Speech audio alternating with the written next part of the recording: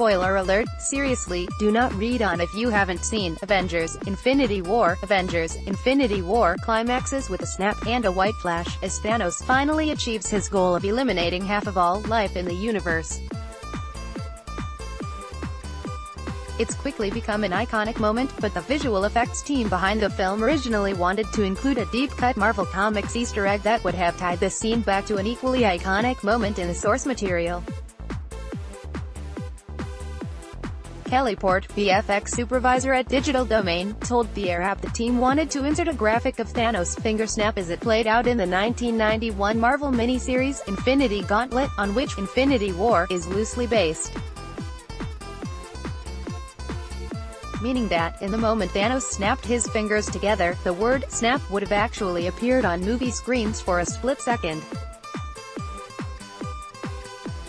As a fun aside, we explored the idea of lifting the actual graphic from the frame of the comic showing the snap, the little yellow action triangles, for a single frame of the moment of the snap.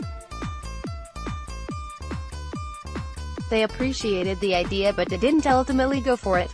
Here are the original panels. Also read Avengers: Infinity War. Joe Russo's comments could blow out fan theories about that ending Easter egg aside. Port told The Rep the creating actual scene went pretty smoothly.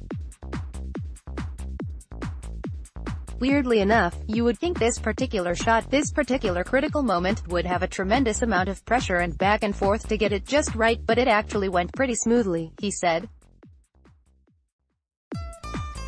I asked the compositor on this particular shot how it felt to be working on one of the most important shots in Marvel history. A shot representing the culmination of 10 years of story. The pressure, 20-plus people worked on building Thanos to get him just right, given the complexity and the amount of time Thanos is on screen in Infinity War. You saw how many close-ups and subtle dramatic and heavy moments Thanos went through that really needed to come across, said Port. We spent the extra time and attention on shots like that. Our animation and modeling teams would go in and refine these performances with shot by shot, frame by frame. Attention. He added, the essence of the original Thanos design stayed true to comics and previous films, but of course, we had to improve the photorealistic nature of the character. We were better able to address the realism as technology has improved and better lighting and rendering solutions have become available. But just as important, if not critical, was that we had the ability to capture the subtle details of Brolin's performance and make sure they come through on Thanos. So many people say that they have sympathy with him or at least an understanding of his motivation. He's a complex character, that's all, in the writing and Brolin's performance, so it was essential to get it right given the amount of screen time had. This had to work in order for the movie to work. Also read, here's what happened to Thanos when he snapped his fingers in Avengers: Infinity War. With new technology that's become available and the improvement of light and motion capture, Port said he hasn't done a project like this before. We started with an initial Thanos proof of concept test a few months before the live-action shooting began. We began developing and refining the character for the film, which probably took another year. Even as we were finishing shots, we would still be refining, depending on the requirements of a specific shot or sequence, he explained.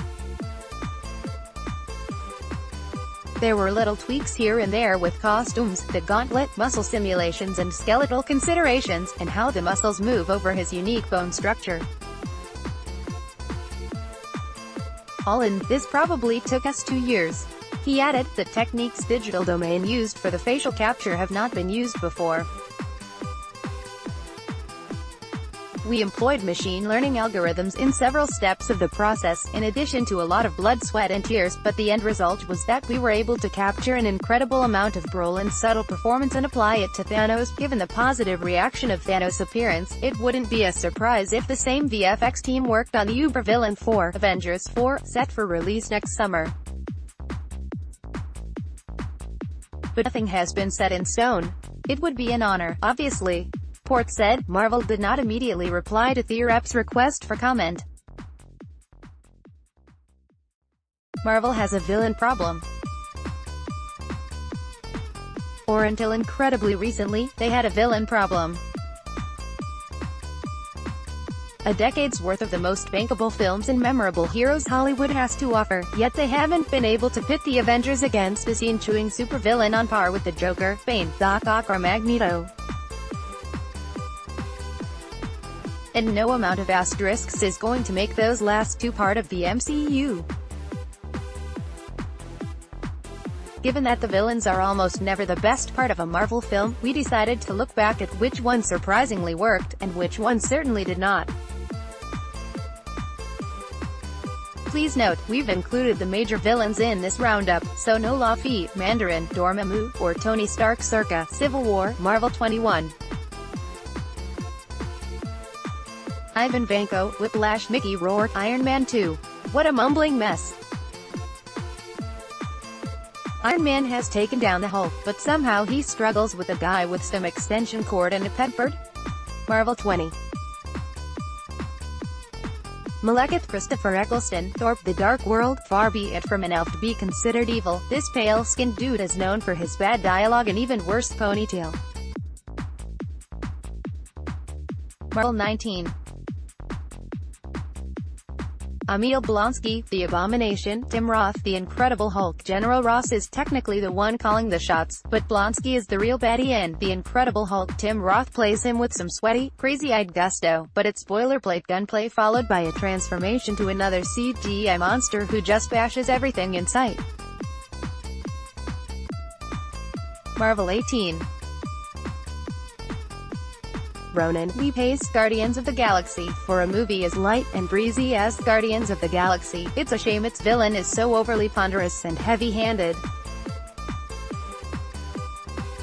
Lee Pace's roaring, boisterous performance looking like an Egyptian god belongs in a different movie entirely. Marvel 17. Darren Cross, Yellow Jacket. Corey Stoll, Ant-Man, another scorned CEO driven to evil by copying another hero's high-tech supersuit. Darren Cross is Obadiah Stane with less malevolence. Thankfully, Corey Stoll is almost as likable as Paul Rudd. Marvel 16.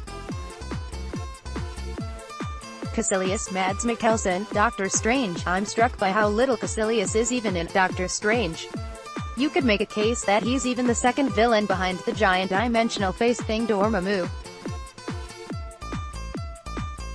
Mads Mikkelsen is a bona fide Bond villain, and yet his bedazzled fish eyes seem to be doing all the work here. Marvel 15.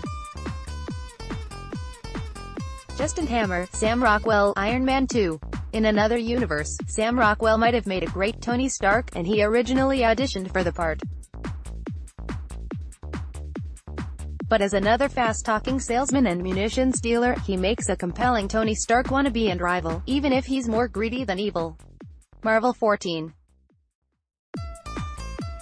Aldrich Killian, Guy Pearce, Iron Man 3. Another Tony Stark copycat. Aldrich Killian is evil because he puts the moves on Pepper Potts and is quite literally a firebrand. Though the subplot, backstory that Stark created Killian by snubbing him on top of a rooftop is kind of lame. Marvel 13. Alexander Pierce, Robert Redford, Captain America, The Winter Soldier. I don't totally buy that the MCU suddenly turned into all the President's Men, just by virtue of casting Robert Redford as Alexander Pierce. He certainly lends Winter Soldier gravitas, and he's a charismatic villain because he's Redford, but no one's jumping to call this one of his best performances. If anything, Redford set a bad precedent for superhero movies and having guys in spandex sitting around boardrooms and courthouses debating moral politics. Marvel 12. Ulysses Klaue, Andy Serkis, Black Panther. We don't often get to see Andy Serkis in the flesh, so it's amazing to see him step into the real world as a hulking, gun-toting body man in Black Panther. Killmonger steals the show, but he could be the best part of quite a few other Marvel movies. Marvel 11. Ego, Kurt Russell, Guardians of the Galaxy, Vol.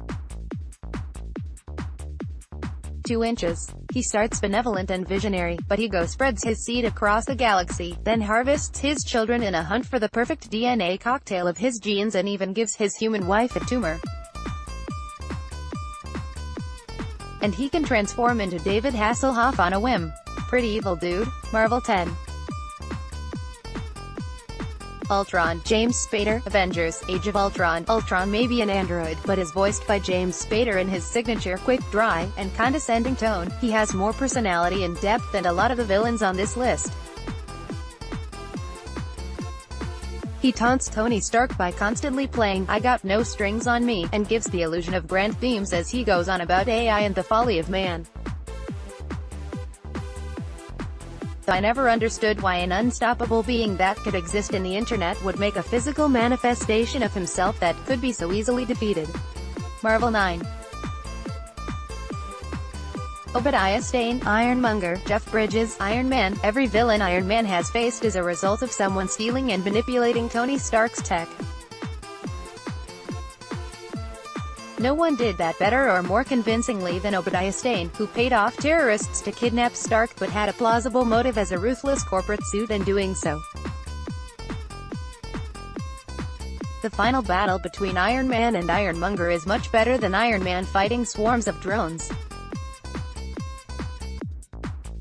And the dude himself brings a menacing calm when he's face-to-face with Pepper Potts. Marvel 8. Johann Schmidt, Red Skull. Hugo Weaving, Captain America, the first Avenger. You can't go wrong with a raging, deformed mutant Nazi as your villain. Hugo Weaving brings a cartoonish amount of fuming mad energy to the role, even if he's far from Cap's most formidable foe. Marvel 7. Helmut Zemo, Daniel Brühl, Captain America, Civil War. For a guy with no discernible powers or even a cool costume, Daniel Brühl goes full Bond villain in his manipulative mastermind scare tactics. As is the case with Michael Keaton's Vulture, he's an ordinary person who has lost so much that you even feel sorry for him as he bears his soul to T'Challa. Marvel 6. Bucky Barnes, the Winter Soldier. Sebastian Stan, Captain America, the Winter Soldier. We know he was always good at heart, but Bucky Barnes really looks the part as a great Marvel baddie. He's mysterious and has an intense death stare, and his punishing, visceral fight scenes with Cap cowering behind his shield are among the most realistic Marvel has staged. Marvel 5. Thanos, Josh Brolin, Avengers, Infinity War. I won't say a word. In terms of sheer power, he should be at the top of this list for reasons that will become incredibly obvious very quickly. But for being an 8-foot-tall purple warlord, Infinity War gives Thanos a humanizing arc that's near impossible to swallow. Marvel 4. Hela, Cate Blanchett, Thor Ragnarok. Come on Cate Blanchett, if you're going to be a supervillain, you can't just show up in what you would have already worn to Cannes, goth antlers, emerald one piece, and all. In a movie not as goofy and fun as Taika Waititi's, Hela might make for a truly spectacular villain, but she earns points on her character design alone. Marvel 3.